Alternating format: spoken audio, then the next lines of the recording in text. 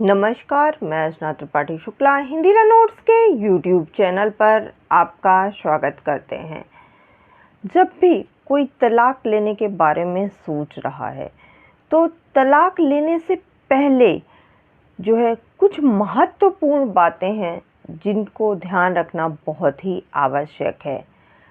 यदि आप अपनी जो शादी का बिंदु होता है उसके इस कगार पर आप पहुंच गए हैं कि आपके लिए तलाक लेना बहुत ही ज़रूरी हो गया है, तो ऐसे कुछ कदम हैं जो कि हम खुद को सुरक्षित रखने के लिए उठाने की सलाह आपको देते हैं। ये ना केवल आपके वर्तमान में बल्कि आपके भविष्य में भी ये बहुत ही आवश्यक होगा, क्योंकि तलाक कभी भी आसान नहीं होता है, ना पुरुष के लिए और ना ही स्त्री के लिए। पति पत्नी दोनों को मानसिक पीड़ा से गुजरना पड़ता है तलाक लेने के लिए। लेकिन ये आप कहेंगे तो ये शुक्र है कि आप अभी ही जो है ये कदम उठा ले रहे हैं, जो कि आपके आगे की ज़िंदगी को कहीं ना कहीं संवार देगी। आप जो आपकी मनोस्थिति है उसको आप जो है कम तनावपूर्ण बना सकते हैं। आप अपने जीवन साथी के साथ जो आपकी भविष्य में होने वाली दुश्मनी है उसको आप सीमित कर सकते हैं, क्योंकि जब आपने मन बना लिया है, जब आपने ये प्रिपेयर कर लिया, क्योंकि इसको माइंडसेट प्रिपेयर करना ही बहुत बड़ी चीज़ है तलाक लेने के लिए। लेकिन फिर भी जब आपने तलाक लेने के लिए सोच ही लिया है तो फिर आपको इन बातों को विशेष ध्यान रखना है। पहले का क्या कि सबसे पहले एक दूसरे पर आरोप प्रत्यारोप लगाने से बढ़िया है कि आप जो है उसको बातों को बैठ करके समझ करके और फिर एक दूसरे से किनारा कर लें। दूसरा, आपका संपत्ति का जो विभाजन है वह कैसा होगा वह आपको डिसाइड करना है। जो हो सकता है कि जो आपका संभावित समर्थन है उस पर भी विवाद हो सकता है, तो आपको निम्न चीज़ें ध्यान में रखना है। सबसे पहला जो औरतें पत्नियां गलती करती हैं वह ये कि जैसे ही पति और पत्नी में मनमुटाव होता है, उन्होंने तलाक का विचार बनाया होता है और उस समय वह पति का घर छोड़ के, अपना वैवाहिक घर छोड़ करके अपने मायके चली जाती हैं। तो आपको बता दें कि ये कहीं ना कहीं आपके केस को कमज़ोर कर देगा। और पतियों के लिए कि जब लड़ाई झगड़ा शुरू हो जाता है, फिर पति अपनी पत्नी के साथ में दुर्व्यवहार करता है, उसे मारता पीटता है या उसके साथ क्रूरता का व्यवहार करने लगता है। वह भूल जाता है उस समय कि यह मेरी पत्नी थी या अभी भी यह मेरी पत्नी ही है। तलाक जब होगा आपका तब होगा ना। उसको जलील करना, उसके बारे में गलत बोलना, उसके साथ दुर्व्यवहार करना, उसके साथ मारपीट करना, ये कहीं ना कहीं आपके खिलाफ जो है वह एविडेंस बन रहा है। सेम चीज़ पत्नियों के साथ भी है। जब उन्हें तलाक लेना होता है वह उन पर आरोप प्रत्यारोप लगाती हैं, अपने मायके चली जाती हैं। मायके से कई बार तो ऐसा होता है कि गुंडे भिजवा करके पति की पिटाई कराई जाती है, उसके घर वालों की पिटाई कराई जाती है। आपको तलाक लेने से पहले इन बातों का ध्यान रखना है कि आपको ऐसा नहीं करना है। ऐसे में अगर किसी ने एविडेंस क्रिएट किया, चाहे पति या पत्नी ने, जिसके पास ज़्यादा एविडेंस होगा उसका केस मजबूत हो जाएगा, सामने वाले का केस जो है वह कमज़ोर हो जाएगा। पत्नियों के लिए सलाह, आपको अपने पति के घर में ही रहना है। वहाँ रह करके आपको ज़्यादा से ज़्यादा एविडेंस कलेक्ट करना है, ठीक है। उसके बाद आप अगर तलाक का मन बना चुके हैं तो सबसे पहले जो वकील हैं आपके आसपास में, आप वहाँ पर तलाक के लिए एक वकील को आप नियुक्त कर लें। यहाँ पर हम थोड़े पक्षपाती हो सकते हैं, लेकिन फिर भी ये प्रक्रिया बहुत ही महत्वपूर्ण कदम है। जब आप एक वकील से मिलेंगी और फिर वहाँ की प्रक्रिया जानेंगी, फिर आप ये उम्मीद कर पाएंगी कि आपको आगे क्या करना है, क्योंकि वे आपको एक मूल्यवान सलाह प्रदान कर देंगे कि आपके केस में क्या हो सकता है, क्या नहीं हो सकता है। जो प्राथमिक परामर्श है वकील का, वह निःशुल्क हो सकता है आपका। किसी भी आप वकील के पास चले जाइए, कोई भी कानूनी फर्म है उसके पास चले जाइए। हालांकि आप इससे सावधान रहें, जो आपकी प्रारंभिक परामर्श है, अगर कोई उसके लिए बिल देना चाहता है तो वकील जो है उसका जो परामर्श है वह उतना ही महत्वपूर्ण है जितना कि अगर वह ग्राहक के लिए है। तो अगर आप कोई सामान लेने जाते हैं, आप ग्राहक हैं, तो आप पूछताछ करते हैं ना, ये कितने रुपए का है, तेल कितने का है, चीनी कितने की है, फिर उसके बाद आप उसका पेमेंट करते हैं। आप वकील से भी जानकारी लीजिए, उनसे रेट लीजिए, उसके बाद अपना केस उसको हैंड ओवर कीजिए।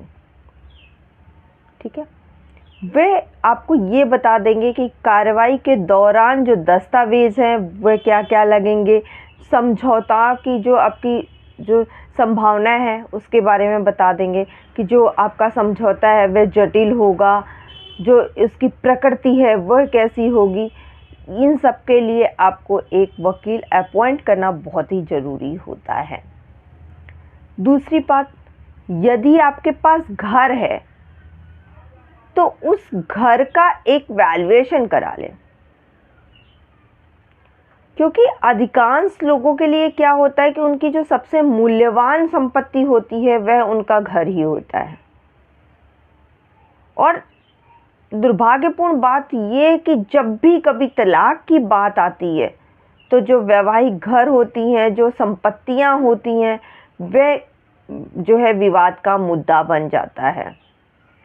कभी कभी तो ऐसा भी होता है कि जो संपत्ति होती है उसको बेचना पड़ता है, या फिर संपत्ति का पुनरावृत्ति करना पड़ता है, या फिर क्या होता है उसका बंटवारा करना पड़ता है। तो इसके लिए सबसे पहले सबसे ज़्यादा ज़रूरी क्या है कि जो इक्विटी है, जो उसका जो मूल्यांकन है, उसका निर्धारण हो जाए कि यह कितने मूल्य की है, फिर आप उसके लिए आगे बढ़ सकते हैं।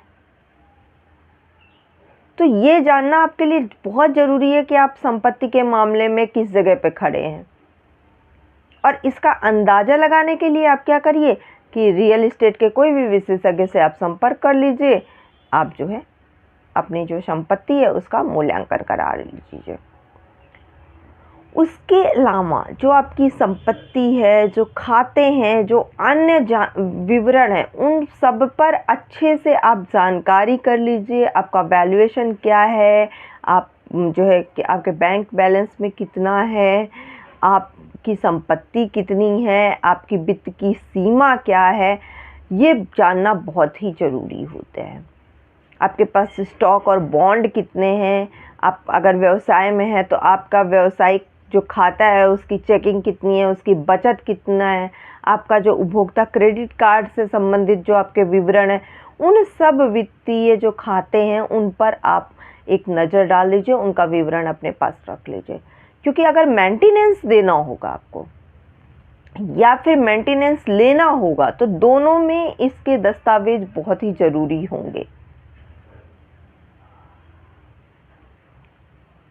मेंटेनेंस लेने वाले के लिए भी बहुत ज़रूरी है, क्योंकि वो कोर्ट में प्रूफ कर पाएगी कि भाई हमारे पति के पास में इतनी संपत्ति है या पत्नी के पास हमारी इतनी संपत्ति है, तो हमको मेंटेनेंस चाहिए। मेंटेनेंस देने वाले के लिए ठीक रहेगा कि भाई उसको पहले से ही पता आइडिया रहेगा कि हम कितना मेंटेनेंस हमसे जो है कोर्ट मांग सकती है, या सामने वाला कितना मेंटेनेंस मांग सकता है, कितना अप्रूव हो सकता है, उस अनुसार वह प्रिपेयर रहेगा। आप जो कुछ भी कर सकते हैं उसका प्रॉपर दस्तावेज रखें, क्योंकि जब हर चीज़ का अगर आप दस्तावेज रखेंगे तो भले ही आपको लग रहा है कि उस समय वह जो है महत्वहीन है, उसका कोई इम्पोर्टेंट नहीं है, परंतु बाद में आपको उस चीज़ की ज़रूरत पड़ सकती है, तो आप जो है उसको प्रस्तुत कर सकते हैं। जैसे कि आपके वित्तीय खाते कितने हैं, आपके खर्च करने की क्या आदत है, आप जब उसको नोट डाउन करेंगे। जो बच्चों के साथ आपका व्यवहार है वह कैसा है, जो मौखिक या शारीरिक अगर दुर्व्यवहार आपके साथ हो रहा है या फिर आप दुर्व्यवहार कर रहे हैं, तो वो सब उस पर ध्यान दीजिए, उस पर नोट्स बनाइए और उस पर जानकारी रखिए। क्योंकि कोर्ट में ये प्रस्तुत करने के लिए आपको बहुत ही महत्वपूर्ण कदम हो सकता है। आप एविडेंस तैयार कीजिए। आपके साथ कुछ गलत हो रहा है, आप उसका वीडियो रखिए। आप सामने वाला आपके साथ धोखा कर रहा है, आप उसका चैट बॉक्स जो है चैट रखिए। आप जो सोशल मीडिया जो है प्रोफाइल है उसका एविडेंस दे सकते हैं। तो आपके पास इस टाइप के एविडेंस आप वहाँ रह के क्रिएट कीजिए, जो कि कोर्ट में एक महत्वपूर्ण भूमिका निभाएगी आपको केस जो है जिताने के लिए। उसके बाद आपके लिए एक महत्वपूर्ण पॉइंट ये भी कि जो अगर आपने कोई वसीयत करके रखी है, आपने पावर ऑफ अटॉर्नी करके रखी है, तो आप उसको तलाक से पहले ही बदल लें। जब आप मन बना रहे हो तलाक के लिए तो उस समय ही आप उसको बदल लें। क्यों? क्योंकि तलाक के पहले अगर आप इन दस्तावेज़ों को अगर आप बदल लेंगे तो ये कहीं ना कहीं आपकी बुद्धिमानी होगी, क्योंकि आप लास्ट में ये नहीं चाहेंगे, क्योंकि आप यदि बीमार हो रहे हैं या अक्षम हो रहे हैं तो जो आपकी तरफ से चिकित्सा संबंधी जो निर्णय होता है वह आप उसके लिए आप पति को देते हैं कि भाई ठीक है, हमारी जो चिकित्सा हमारा जो निर्णय है वह हमारा पति लेगा, अगर हमें किसी भी तरह से सक्षम नहीं है तो। फिर तलाक के बाद तो आप ये नहीं चाहेंगे ना कि जो आपका इस टाइप का निर्णय है वो पति ले, तो फिर आप उसको चेंज कर दीजिए पहले ही। उत्तराधिकारी के रूप में अगर आपने रखा है उसको आप पहले से ही बदल दीजिए, क्योंकि अब ये बदलने का समय आ गया है, क्योंकि आपने डिसाइड कर लिया है हमें तलाक लेना है। उसके बाद जो सबसे मेन चीज़ आती है वे पैसे रखने की बात आती है। जो वैवाहिक जोड़ा होता है उसमें वित्त का संयोजन जो है वह पति और पत्नी दोनों मिल करके करते हैं। परंतु बात अगर कहीं तलाक की आ रही है और आपके मन में ये है कि अगर आपको तलाक लेना है तो आप अपने पैसे को अलग रखना शुरू कर दें, अपने वित्त को जीवन साथी से अलग करना शुरू कर दें। आप अपना नया अकाउंट खोलें, अपनी बचत खाता को जो है वह अपना नया खोलें, आप अपने बचत खाते में पैसे डालें। जो आपकी आय आ रही है, जो आपका तनख्वाह आ रहा है, उस खर्चे को जो है उसको अलग से रखें। जो व्यक्तिगत खर्चे हैं आपको वो खुद से करना शुरू कर दें, और इसके साथ ही साथ जो संयुक्त खर्चे हो रहे हैं उसकी भी डिटेल रखें। क्यों? क्योंकि कठिन समय के दौरान आपने जो भविष्य के लिए जो वित्त के रूप में तैयार करके रखा है कुछ, वही आपके काम आएगा। तो आप अपने जो वित्त की व्यवस्था है वो अलग से बनाना शुरू कर दें। इसके साथ ही साथ अगर आप वैवाहिक घर में रह रही हैं तो आप एक अपनी रहने की जो स्थिति है उसका भी पता लगा लें कि मान लीजिए कल को किसी भी वजह से कोर्ट ने या कोई विवादास्पद आपको घटना हो गई और कोर्ट ने इस बिंदु पर आ गए कि कोर्ट ने कह दिया कि ठीक है अब आप दूसरी जगह रह सकती हैं, तो आपके पास एक बैकअप होना चाहिए कि आप कहाँ रह सकती हैं। आपके ठहरने का एक व्यवस्था हो सकता है, जो आपका करीबी परिवार हो सकता है, आपका दोस्त हो सकता है, तो आप वहाँ पर एक व्यवस्था बना के रख लीजिए कि भाई अब इसके बाद अगर यहाँ से मुझे निकाला जाता है या मैं यहाँ से कहीं से निकलती हूँ, या पति है तो उसको लगता है कि अगर ये घर पत्नी को दे दिया जाएगा तो फिर मैं कहाँ रहूँगा, या पत्नी सोच सकती है कि मैं कहाँ रहूँगी। अगर मुझे वैवाहिक घर छोड़ना है तो आवश्यक है कि आपके पास एक बैकअप होना चाहिए कि आप कहाँ पर रह सकती हैं। इसके अलावा जो व्यक्तिगत विरासत है आपकी, या जो ज्वेलरी है, जो गहने हैं, उन सबको अगर आपने आपके सास के पास रखा है, अपने पति के पास रखा है, लॉकर में रखा है, तो उसको हटा दीजिए, उसको आप अपने पास रख लीजिए या सुरक्षित किसी स्थान पर रख दीजिए। जो स्त्री धन है वह आपका अधिकार बनता है, तो कल को ऐसी स्थिति आए कि आपको कोर्ट के थ्रू जा कर के वो स्त्री धन को मांगना पड़े, तो उससे अच्छा है कि आप पहले से ही धीरे धीरे करके आप अपने स्त्री धन को वहाँ से हटा दीजिए, क्योंकि फिर कोर्ट की प्रोसीडिंग होने में टाइम लगेगा, वो स्त्री धन आपके पास आने में टाइम लगेगा। तो ये जो आपका स्त्री धन होता है, ये कहीं ना कहीं जो है आपकी पूंजी होती है। ज़रूरत के समय में आप इसका अपने लिए उपयोग कर सकते हैं। तो आप अपने स्त्री धन को सुरक्षित रख लीजिए, और जो भी व्यक्तिगत विरासत है उसको सुरक्षित रखने के लिए हम अनुशंसा कर सकते हैं, जिसे आसानी से लिया भी जा सकता है, छिपाया जा सकता है, या फिर हो सकता है कि आपको ना देना पड़े, इसलिए कोर्ट में प्रूफ ना कर पाएँ आप, इसलिए उसको नष्ट किया जा सकता है, उसको बेचा जा सकता है। तो आप ऐसी वस्तुओं को अपने अंडर में ले लीजिए, उसको रख लीजिए। अगर आपका डेबिट कार्ड है, क्रेडिट कार्ड है, तो इस टाइप का जो संयुक्त क्रेडिट कार्ड वगैरह है उसको हटा दीजिए। अधिकांश वैवाहिक लोग क्या करते हैं कि जो वित्तीय स्थिति है उसको आपस में जुड़े होते हैं, यानी कि संयुक्त खाते होते हैं, संयुक्त क्रेडिट कार्ड होते हैं, या जो भी अन्य ऋण है वो दोनों के पक्ष के नाम पर हो सकता है।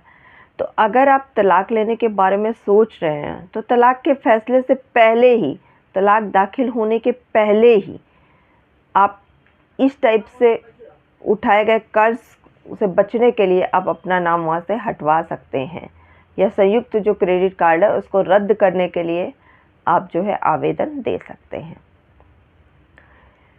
इन सब के अलावा जो सबसे महत्वपूर्ण चीज़ होता है वह ये कि तलाक के बारे में सोचने पर ही एक जो तनावपूर्ण स्थिति आ जाती है। तो उन सब से बचने के लिए एक सहायता समूह जो है उसको स्थापित कर लें, और अपने स्वास्थ्य पर ध्यान दें, क्योंकि अक्सर ये समय जो होता है वह बहुत भारी लगने लगता है। आपका परिवार, आपका दोस्त और जो अन्य भरोसेमंद लोग होते हैं, ऐसे समय में उनका होना ज़रूरी होता है, जिससे कि आप इस पूरी प्रक्रिया के दौरान जो है आप अपने भरोसेमंद लोगों से परामर्श ले सकें, उनके साथ अपने विचारों को साझा कर सकें, जो कि आपकी भावनाओं को समझ सकें, जो आपकी मानसिक स्थिति है, जो आपकी शारीरिक स्थिति है, वह जो है सही हो सके, इसमें आपको फ़ायदा हो सके। इसके लिए आप जो है पहले से ही एक ऐसा ग्रुप बना लीजिए,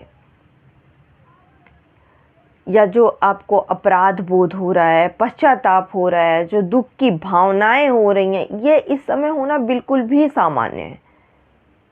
तो ये महत्वपूर्ण ये है कि आप इन भावनाओं को अपने आप पर हावी नहीं होने दें। आप ध्यान रखें कि ये आपका कठिन समय है, और जो ये कठिन समय है वह आपका निकल जाएगा, और आप अपने आगे के उज्जवल जो भविष्य है वह आपका इंतज़ार कर रहा है। तो इसको ध्यान में रखते हुए जो है आप आगे बढ़ें चीज़ों को लेकर के। आज की वीडियो बस इतना ही। अगर आपको हमारी वीडियो पसंद आई होगी तो प्लीज़ लाइक कीजिएगा, ज़्यादा से ज़्यादा शेयर कीजिएगा, और चैनल को सब्सक्राइब कीजिएगा। आपका भी कोई सवाल है तो आप कमेंट बॉक्स में जाके कमेंट ज़रूर कीजिएगा, या फिर इससे रिलेटेड कोई सलाह है तो फिर कमेंट ज़रूर कीजिएगा। धन्यवाद।